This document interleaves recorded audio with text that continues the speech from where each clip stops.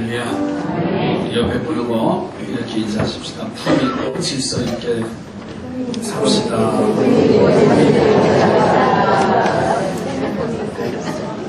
좀 불미스럽지 않아요? 1년 동안 품이 있고 질서 있게 살자 했는데 과연 품위가 있고 질서 있는 게 뭘까? 저는 지난주에 지혜롭게 사는 사람, 어떤 삶을 가지고 지혜롭게 사는 사람인가? 첫째는 세월을 아끼는 삶이 지혜롭게 사는 것입니다. 또 한 가지는 주님의 뜻을 이해하는 것이 지혜로운 자의 삶이다. 주님의 뜻을 이해하는 것. 오늘 본문은 계속해서 정말 믿는 사람들, 그리스도인들이 어떻게 지혜로운 자의 삶을 살아갈 수 있을까? 좀 더 성숙하고 좀 더 멋지고 행복한 신앙의 삶이 무엇일까를 계속해서 말씀을 증거하도록 하겠습니다. 지혜롭게 사는 자의 삶은 첫째는 따라합시다. 성령 충만한 삶이다. 성령 충만한 삶이다. 네, 바울이 오늘 본문 18절 한번 다 같이 보세요. 함께 말씀을 읽을까요? 술 취하지 말라. 이는 방탕한 것이니 오직 성령으로 충만함을 받으라.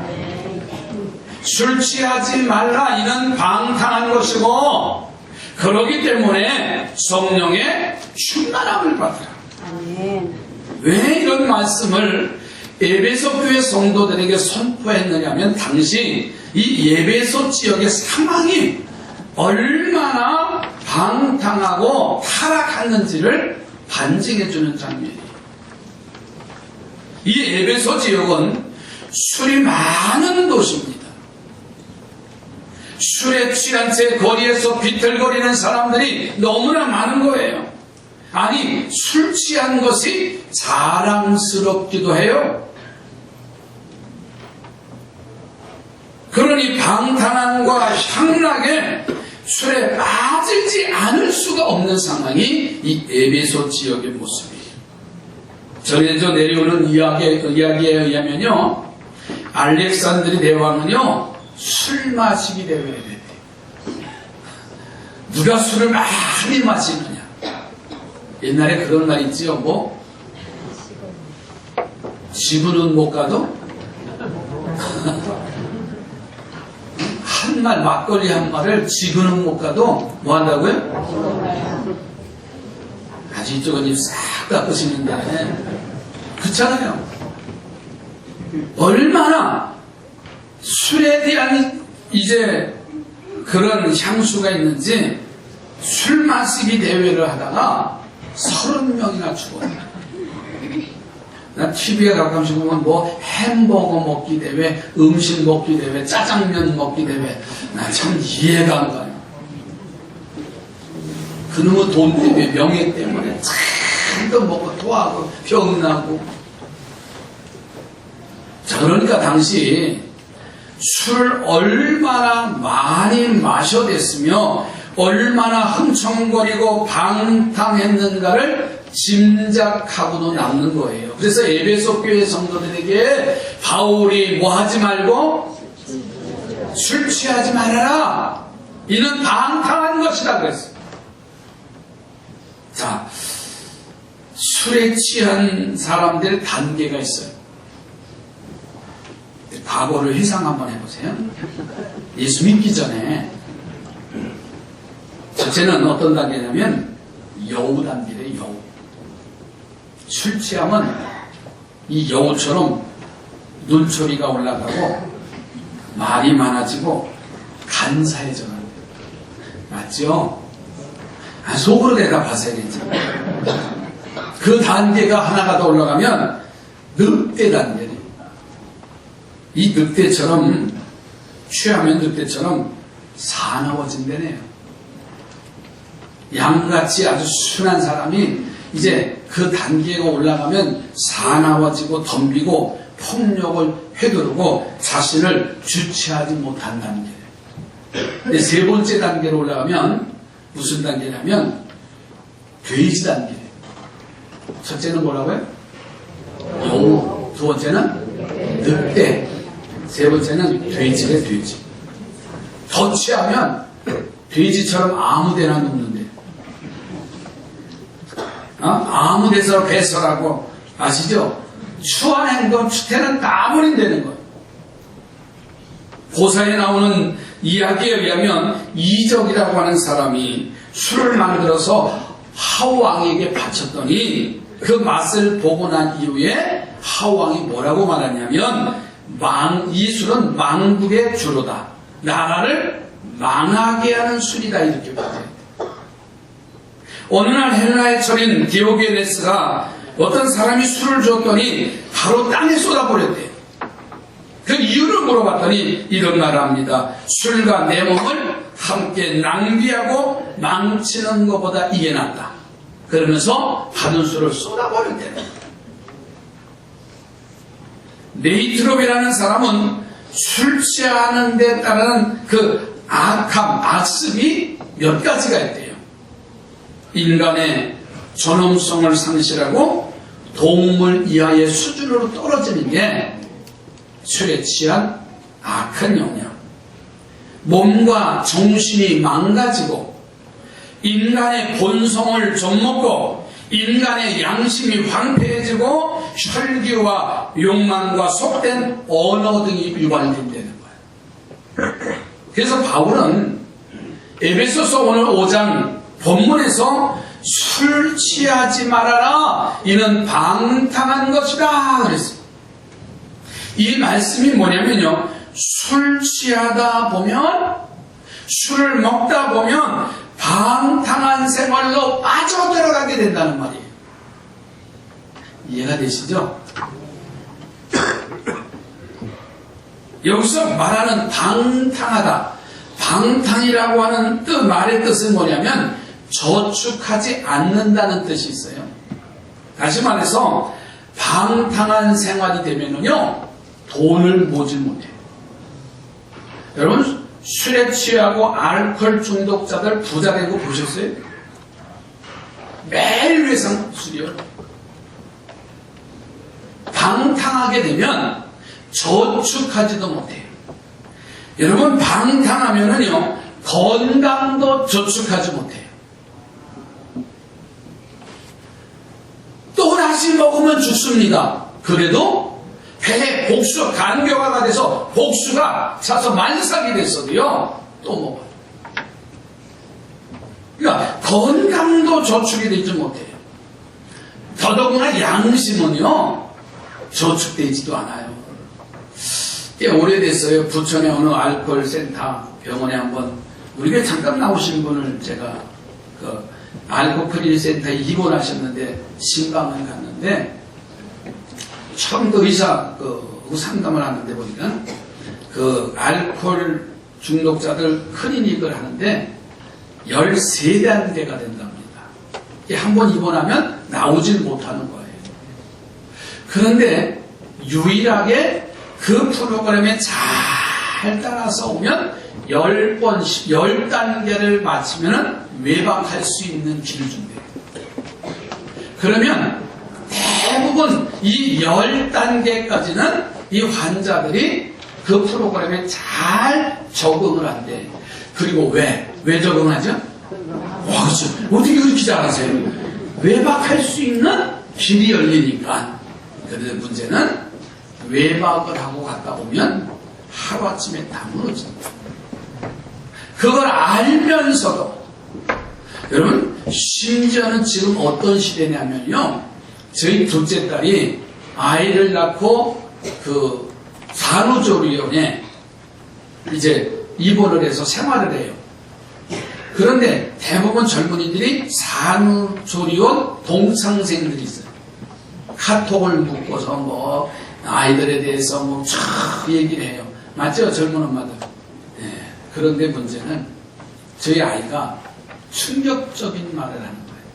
대부분 산모들의 아이 몸을 풀면서 가장 하고 싶은 첫 번째가 뭔지 아세요? 소주 먹고 싶어요. 요즘 젊은 사람들이요.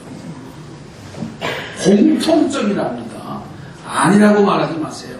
10개월 동안 아이를 낳고 먹던 거 그거 절주하고 그러고서는요 그러다가 하루아침에 무너지는 거예요. 예전에 어르신들은요 엄마들은 정말 아이를 젖 먹일 때도 뭐예요? 음식을 가려 먹고 몸을 관리하고 하면서 되어졌는데 지금은 아니에요. 애는 누가 키워요? 인터넷이 키워요. 부모의 어른들의 지혜로움을 받지 않고 자기 생각대로 하다 보니까 다 무너지는 거예요. 방탕하다고 하는 말이 그 지혜로움을 저축하지도 못하는 거예요. 문제는 어떻게 방탕한 생활과 술 취하는 생활로부터 해방되고 탈출하느냐라고 하는 거예요. 그 방법이 바로 따라갑시다. 성령 충만하면 된다. 성령 충만하면 되는 거예요. 아멘. 윌치라는 학자는 말합니다. 당신은 당신의 인생을 술과 쾌락으로 채우든지 아니면 성령으로 채우든지 해야 할 것이다. 이렇게 말해요. 술로 채우면 알코올 중독자가 되고 방탕한 사람이 되는 거예요. 그러나 성령으로 채우면 성령의 사람이 되고 은혜의 사람이 됩니다. 아멘. 삼손 보세요. 드릴라라고 하는 여인의 부어주는 독주를 받아먹고 자기의 비밀을 얘기하잖아요. 결국은 두 눈을 빼앗기고 비참한 삶을 살아가는 것을 볼 수가 있어요. 바벨론의 벨사살 왕은요 왕족과 1,000명을 연회장에 초청해서 예루살렘을 함락시킬 때 빼앗아온 성전의 그릇들에 거기다가 술을 부어 마시면서 즐겼습니다. 그때 하나님의 저주스러운 음성이 나옵니다. 네 나라가 망한다. 여러분 술 끊는 방법은 어렵고 어렵다고 해요. 그러나 가장 훌륭한 방법은 결심하고 혀를 떼굴면서도 안 먹는 거지. 그러나 그것만으로는 어렵기 때문에 성령 충만함을 받아서 술이 들어가야 할 상자 속에 성령의 능력으로 채워지면 돼요. 아멘. 다시 말하면 기도하고 성령 받고 말씀 안에 채워지고 나면은요 그렇게 먹고 싶었던 것이 더럽고 냄새나고 추하고 토해낼 수밖에 없어요. 유태인 정신의학자 빅터 프랑클은 이렇게 말합니다. 자신이 쓴 안개라고 하는 저서 속에서 수용소에서 수감되어 있는 사람들에게는 두 가지의 큰 충동과 욕구가 있다는 거예요. 그 충동과 욕구가 뭐냐면 식욕과 희망이라는 겁니다. 그러나 희망은 식욕보다 더 중요한 것이죠. 여러분 보세요. 기분이 좋아서 술을 마시고 즐기기 위해서 술을 마신다는 사람도 없는 것은 아니에요. 대개는요 술에 취하는 사람들 보면 속상하고 아주 울적해서 그 술로다가 그 기분에 그 감정을 해소하기 위해서 마신다는 사람이 더 많다는 거예요. 그러나 그것으로는 해결될 수가 없어요. 나는 어느 날 식당에 갔더니 옆에 있는 테이블에 사람들이 그러더라고요. 빨간 거 주세요. 빨간 게 뭐예요? 또 어느 날 파란 거 주세요. 그러더라고요. 그게 뭐예요? 그랬더니 술의 도수가 다르대네요. 아시죠?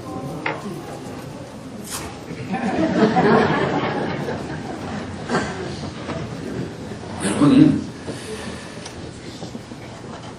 우리가 내심으로는 내 마음으로는 세상적인 것은 끌 수 없어요. 노력을 해도 참 힘든 거예요. 이해가 돼요. 저는 그래서 예배당에 오는 분들 다 사랑하고 축복해. 아멘. 그냥 술이 만취됐어도 오시는 게 더 나아요. 아멘. 그냥 밤을 새고 막 했어도 예배당에 와서 줘라도 괜찮아요. 아멘. 왜? 그 심령이 성령이 뒤집어 놓으면 되잖아요. 아멘. 근데 토요일 날 불금이 뭐죠? 금요일. 불타는 금요일이 되잖아요. 그러니까 그냥 마시고 그냥 불타게 만들어 놓고 그러면서 온종일 머리가 띵하고 골 아프고 그게 주일날까지 가잖아요. 옆에 보고 지혜롭게 삽시다. 네, 잠깐만 술로 가는지 모르겠습니다. 여러분 성령 충만한 거는 이례적인 사건이 아니에요. 아멘. 성령 충만하다는 것은 다시 말하면요, 한 번으로 끝나는 것이 아니라 계속 되어지는 거예요. 아멘. 예배가 즐거워지고 아멘. 말씀이 깊어지고 아멘. 찬송에 힘이 생기면요, 아멘. 내 안에 들어오던 세상적인 것이 그냥 내 몸에서 거부하게 돼요. 아멘. 난 걱정하지 마세요. 예배당에 와서 앉아 있어서 성령이 역사하시면 돼요. 아멘. 제 아버님이 지금 폐암이세요. 근데 지금도 마음이 되게 편하세요. 아멘. 왜?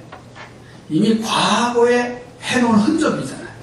그렇잖아요. 난 우리 아버님 언제 말씀드렸잖아요. 부모님을 뭐 제가 욕되게 하려고 하는 게 아니라 젊으셨을 때 담배 2각씩 피셨대잖아요. 한갑 지나서 정말 신앙생활 잘하세요. 와. 근데 그게 흔적이에요. 너무 많이 폈으니까. 너무 많이 마셨으니까. 여러분, 죄가 아니에요, 그거는. 우리가 지혜롭게 살지 못했기 때문에 술 마시는 거 죄 아니에요. 또 방송에 나가는데 큰일 나네.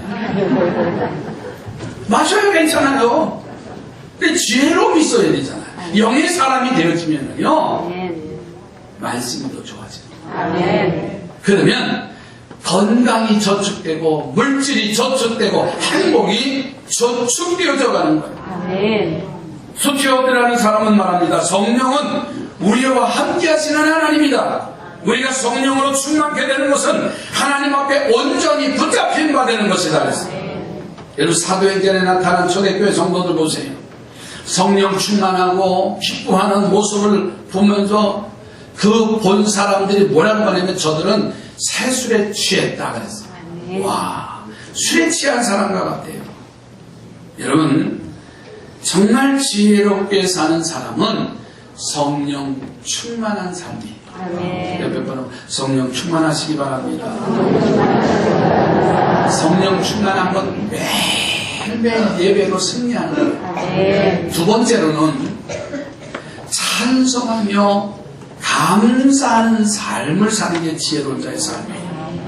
자, 19절 20절 또 보세요. 함께 있습니다. 시와 찬송과 신령한 노래들로 서로 화답하며 너희 마음으로 주께 노래하며 찬송하며 범사의 우리 주 예수 그리스도 이름으로 항상 아버지 하나님 앞에 감사하며. 아멘. 술 취한 사람들의 특징이 노래를 잘한대. 신이 나가지고 1차, 2차, 3차. 제가 초등학교 동창회 갔을 때 추억이에요. 나는 1차에 중도 탈락했어요. 술 마시면서 2차 가재. 그러면 또 3차까지 간대요. 모르겠어요, 전. 그만큼 술에 취한 사람이 노래에 흥이 되는 거예요. 그런데 성령 충만한 사람도요, 노래가 있어요. 술 취한 사람도 배짱이 생겨요. 성령 충만하면요, 믿음의 배짱이 생겨요. 아멘. 그러나 성령 충만한 사람이 부르는 노래나 배짱은 술 취한 사람들의 배짱과 노래와는 비교할 수도 없는 상황이에요. 아멘. 그래서 바울이 뭐라고 말했냐면 신령한 노래다 그랬어요. 아멘. 여러분, 성령 충만히 받은 사람에게는요, 반드시 평안함과 기쁨이 찾아와요. 아멘. 그리고 찬송과 감사가 찾아오게 되는 거예요. 원망이나 불평스러운 마음을 가지고 있으면 찬송도 감사도 나올 수가 없습니다. 그러니까 성숙한 믿음은요, 찬송과 감사가 있는 사람이에요. 옆에 분하고 찬송과 감사가 있기를 바랍니다. 그리고 그보다 더 성숙한 사람은요, 어떠한 경우라도요 찬송하고 감사해. 어떤 상황과 어떤 조건과 어떤 어려움이 와도 그 사람은 찬송하며 그 일 때문에 감사한다는 거예요. 아멘. 바울이 말한 신령한 노래란 하나님께 드리는 찬송을 말합니다. 그래서 신령한 노래는 마음으로 주께 노래해야 된다고 오늘 19절에 말씀하고 있어요. 그런 의미에서 우리가 찬송을 부를 때는요, 함께 한 목소리로 부르는 거예요. 그러니까 찬송할 때 보면 알아요. 성령 충만한지 안 한지 내 스스로가 회중 속에서 찬송을 하다 보면요, 다 들리잖아요. 그렇죠? 근데 남이 들릴까봐 안 하는 사람이 있어요. 틀려도 괜찮아요. 술에 취한 사람은 그거 생각 안 해요. 옛날 어른들 신앙생활 하는데 뭘 곡조 있는 거 뭘 배웠어요? 네 줄을 가까이 해도 네 줄을 가까이 하는 네 줄을 가까이 그러면서 찬송하고 하셨어요. 그러니까 성령에 충만한 사람은 우리가 찬송할 때 함께 한 목소리로, 그리고 찬송을 부를 때 딴짓을 하지 않아요.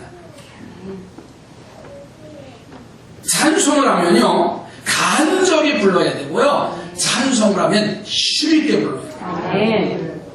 그리고 찬송을 부르면 정성을 다해서 불러요. 찬양대 리더하는 사람들 보세요. 정성을 다해서 힘있게 해보세요. 그러면 은혜가 되잖아요. 아멘. 그러니까 성가대는요, 사실 교회 예배 찬송 분야를 책임진 분들이에요. 아멘. 왜 합창단이라고 부르지 않고 왜 성가대 찬양단이라고 불러줄까요? 일반적인 세상에 노래를 부르는 것이 아니라 찬송을 부르기 때문에 성가대라고 불러요. 아멘. 그래서 우리가 성가대는요, 찬송을 부를 때나 찬송 생활에서 모범이 돼야 돼요. 그리고 신령한 노래를 주께 부르는 사람들이기 때문에 기도 생활이 선행이 되어야 돼요. 아멘. 그러니까 성가대는 연주자이기 전에 이제 찬양대가 돼야 돼요. 그리고 신령한 사역자임을 내가 인식을 하고 성실하게 준비하고 그리고 연주해야 됩니다. 물론 성가대의 차림과 자세도 중요해요. 우리 교회는요, 성가대는 1등 성도들이에요. 아멘. 정말입니다. 기도 생활 잘하고요, 아멘. 말씀 생활 잘하고요. 아멘. 난 그렇게 기대하고 있어요. 아멘. 근데 어느 교회는 성가대 찬양단들이 한국교회가 무너지는 이유 중에 하나가 그거예요. 앞에서 찬양은 잘하는데 나가서 찬양 생활이 안 되는 거예요. 열심히 땀 흘려서 찬양을 하고 앞에 지도자들이 나가서 스트레스 받았다고 뒤에서 이거 하고 자기들끼리 모여서 이거 하고 그게 무슨 찬양 생활 아니에요. 그게 오늘 젊은이들의 모습. 얼마나 안타까운지 몰라요. 여러분, 정말 성령 충만하고 하나님의 지혜로운 자녀들은 만날 때마다 헤어질 때마다 나누는 인사가 있어요. 그게 뭐냐? 주님을 찬양합시다. 아멘. 감사합니다. 아멘. 그게 인사예요. 그리스도는 우리에게 말합니다. 우리가 지옥이 있다는 사실로도 감사해야 된다. 감사할 것이 너무나 많다는 거예요. 옆에 번호 다시 한번 찬양하며 감사하십시다. 세 번째 마저보라는 피차, 복종하는 삶이 지혜로운 자의 삶이에요. 여러분 21절 가서 보면 바울이 말합니다. 그리스도를 경외함으로 피차 복종하라. 그리스도를 경외함으로 피차에 복종하라는 말을 했어요. 이 말씀의 뜻은 너희가 주님을 경외하는 사람들이라면 서로 너희들끼리 복종하라는 말이에요. 오늘날 사회 문제가 되는 것은 뭐예요? 서로가 자기의 주장만 세우다 보니까는 문제가 되어지는 거예요. 노사관계도 마찬가지입니다. 경영자의 편에서 노동자의 편에서 서로를 봐야만이 거룩한 공동체가 되고 있다는 사실. 그러나 긴장과 안목 상태로 되어진다면 아무것도 사회적인 갈등밖에 나타날 수가 없습니다. 서로가 인정하고 서로가 존중하고 서로가 배려해야 됩니다. 피차 복종하라. 할렐루야. 여러분 옆에 분하고 다시 축복하십시오. 피차 복종하십시오. 이 말은 상대방에게 강요하지 말고 나 자신이 먼저 솔직하게 솔선수범해서 복종하라는 거예요. 저가 나를 사랑하기 전에 내가 그를 사랑하면 돼요. 그게 성숙한 그리스도인들의 모습이에요. 우리는 지난 2주일에 걸쳐서 지혜롭게 사는 성도의 삶이 무언가를 말씀드렸어요.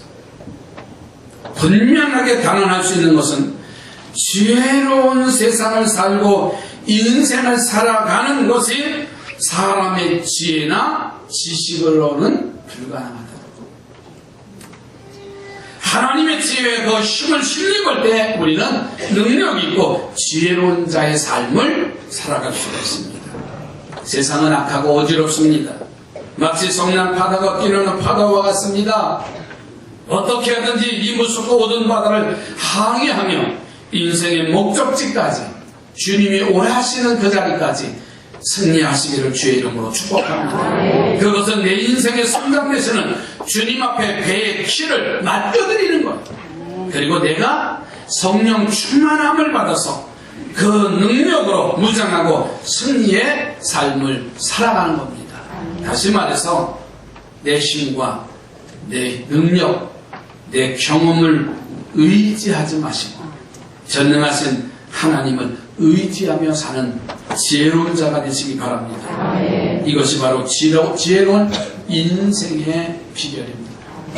기도합니다.